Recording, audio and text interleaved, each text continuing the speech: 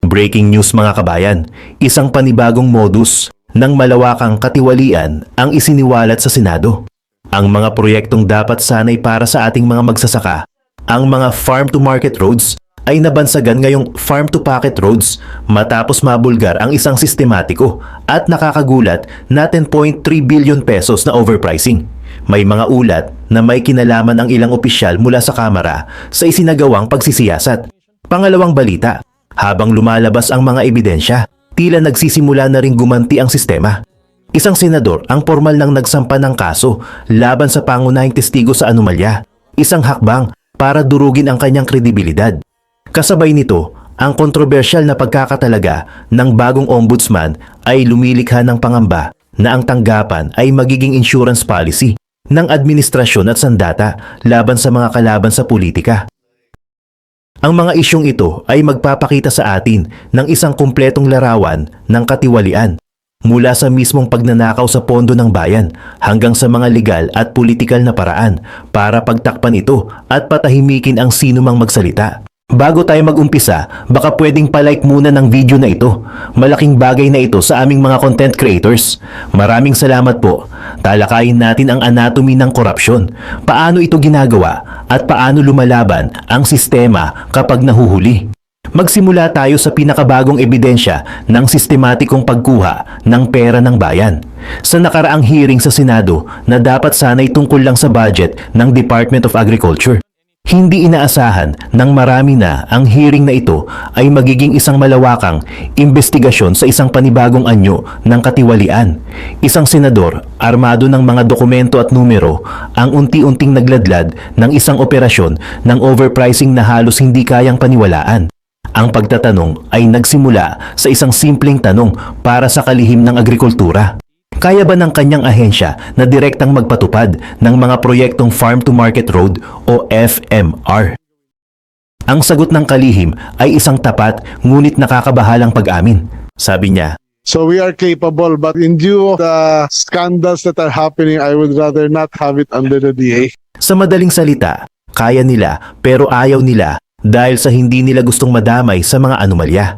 Isa itong pag-amin na ang kanyang sariling ahensya ay nangangambang malamon ng sistema ng katiwalian. Nang marinig ito ni Senator Sherwin Gatchalian, dito na siya nagsimulang maglatag ng kanyang mga ebidensya. Nagtanong siya ng isang numerong magiging basehan ng buong investigasyon. Tinanong niya ang kalihim kung ang presyo na 15,000 pesos kada metro o katumbas ng 15 milyong piso kada kilometro para sa isang sementadong kalsada ay maituturing ng overpriced. Ang sagot ng kalihim. Yes, Mr. Chair. At sa isang salitang iyon, bumukas ang isang mas malalim na usapin. Gamit ang 50 milyong piso kada kilometro bilang batayan, isa-isang inilatag ng senador ang isang listahan ng mga extremely overpriced na proyekto. Ang mga dokumento ay ipinakita sa screen at ang mga numero ay maririnig sa loob ng hearing room. Isang proyekto sa Tacloban City, ang presyo 348,000 pesos kada metro. Kung ikukumpara sa 15,000 pesos na benchmark, ito ay mahigit 20 beses na mas mahal. Isang proyekto sa Camarines Sur, 263,000 piso kada metro, halos 17 beses na mas mahal. At isa pa sa May Kawayan City, 193,000 pesos kada metro, halos 13 beses na mas mahal. Hindi lang to extremely overpriced. Mariing sinabi ng senador. Extremely overpriced. Paggigiit niya, ang mga numerong ito ay parang bombang sumabog sa bulwagan. Maging ang kalihim ng agrikultura ay hindi na itago ang kanyang pagkabigla. Medyo shocking. Ang tanging nasabi niya, ang 15,000 kada metro na batayan na sa simula ay mukha ng mataas ay biglang naging napakaliit kumpara sa aktual na presyo ng mga proyekto. Ang tanong ng lahat, paano nangyari ang ganito kalantarang pandaraya sa harap ng ating mga mata? Dito na lumabas ang isang mas nakakabahalang revelasyon.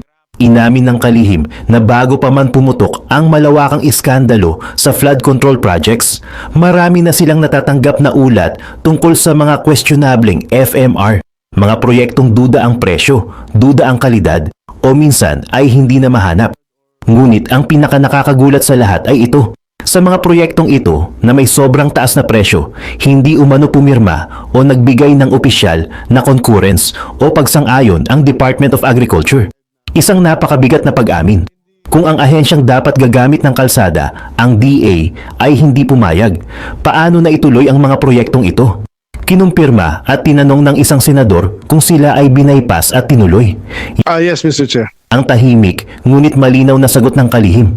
Dito muling lumabas ang isang pamilyar na modus operandi. Ang parehong sistema ng pag-bypass, ang parehong stratehiya na nakita sa mga flood control projects ay ginamit din pala sa mga farm-to-market roads.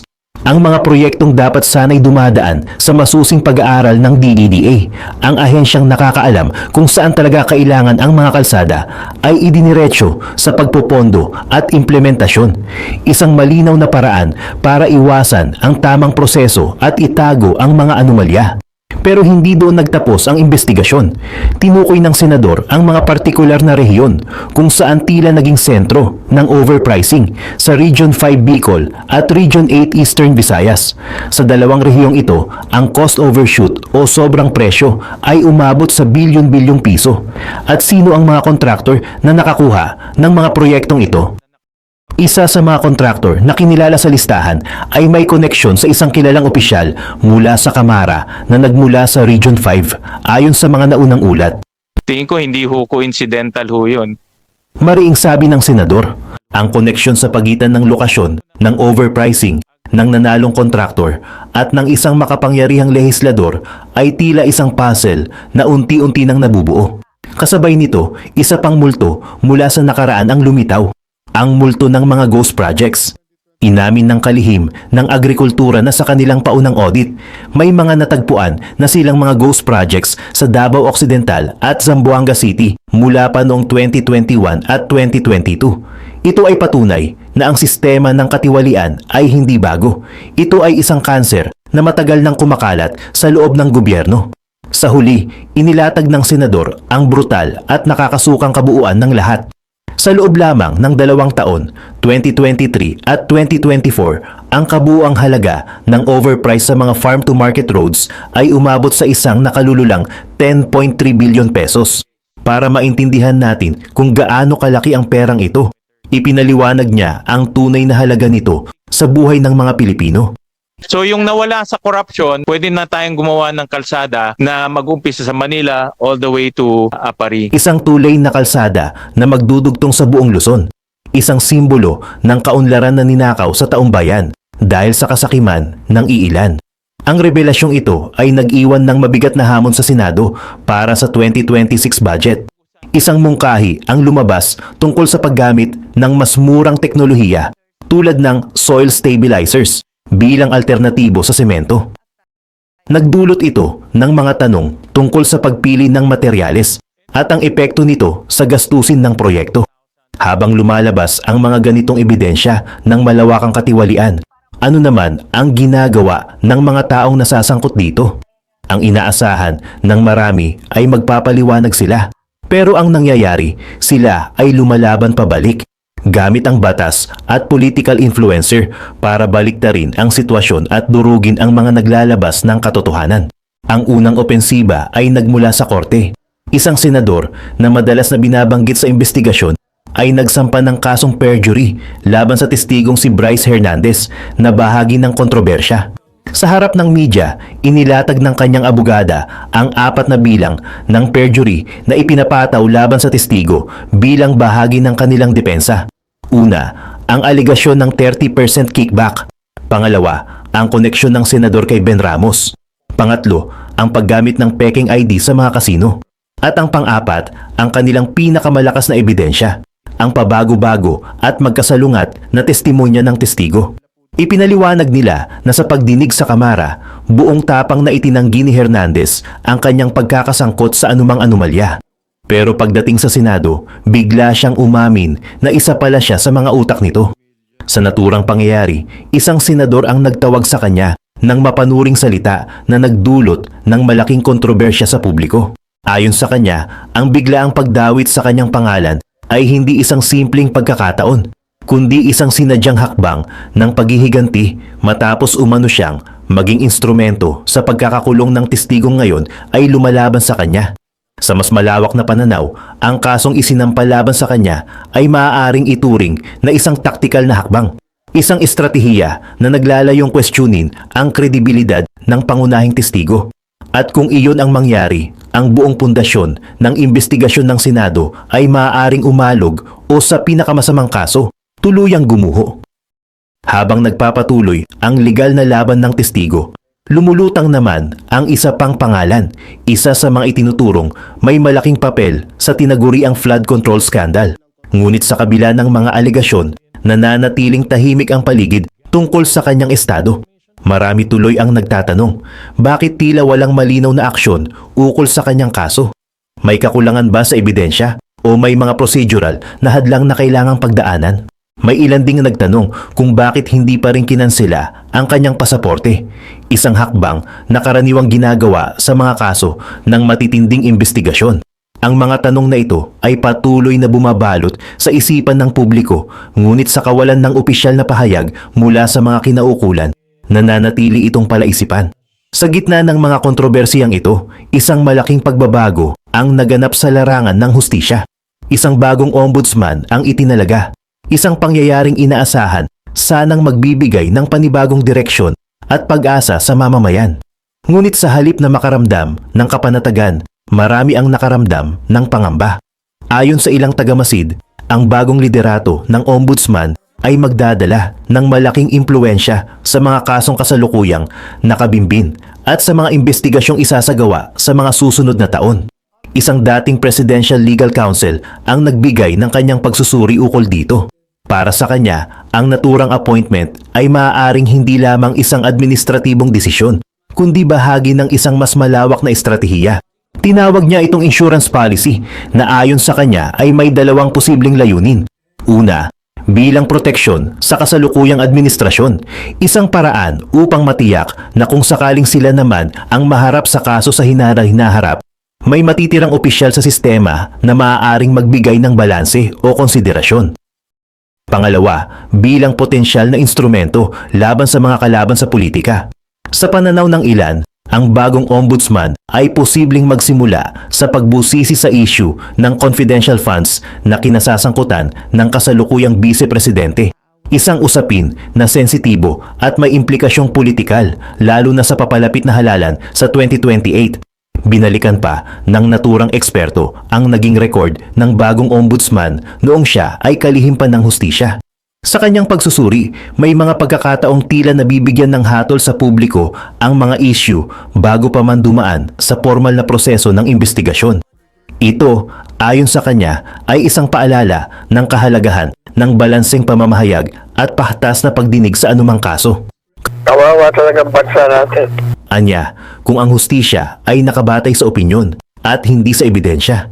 Habang patuloy na sinusubukang unawain ng sambayanan ang mga kaganapang ito, isang personal na pahayag naman mula sa Pangulo ang muling nagpaigting ng diskusyon.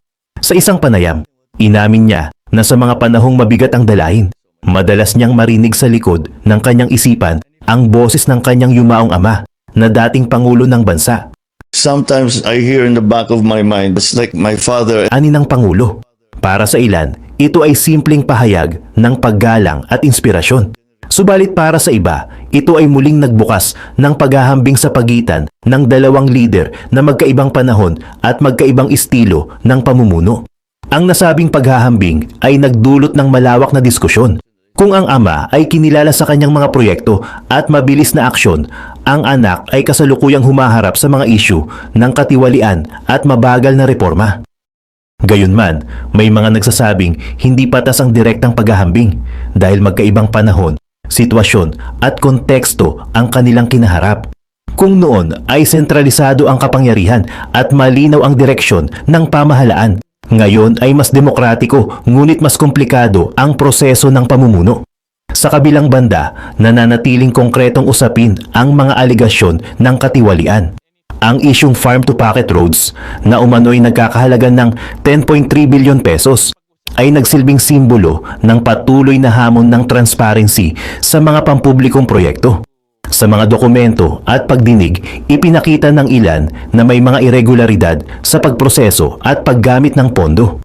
Ngunit sa kabilang panig, may mga nagsasabing hindi pa buo ang ebidensya at dapat hintayin ang formal na resulta ng mga investigasyon bago magbigay ng hatol. Habang nagpapatuloy ang mga pagdinig at pag-uusap sa Senado, tila nagiging mas malinaw na ang laban na ito ay hindi lamang tungkol sa mga kontrata o proyekto. Isa itong pagsubok sa sistema ng hustisya, sa katapatan ng mga institusyon at sa kakayahan ng bansa na magpatupad ng reforma ng walang bahid ng politika. Sa pag-upo ng bagong ombudsman, muling nasusubok ang tiwala ng publiko. Kung magiging patas ba siya sa paghawak ng mga kaso o kung siya ay mauugnay sa interes ng iilang makapangyarihan. Mga kababayan, narito tayo ngayon sa isang masalimuot na yugto ng ating kasaysayan. Sa isang panig ay ang pagnanais para sa hustisya at pananagutan.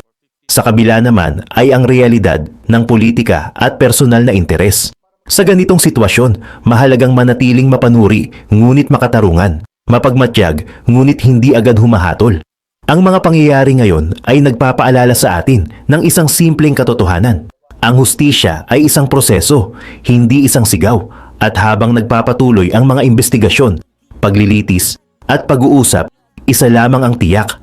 Ang hinaharap ng bansa ay nakasalalay sa kung paano natin pipiliing unawain at harapin ang katotohanan. Ang tanong na naiwan sa isipan ng bawat Pilipino. Sa gitna ng lahat ng ito, sino ang tunay na naglilingkod sa bayan?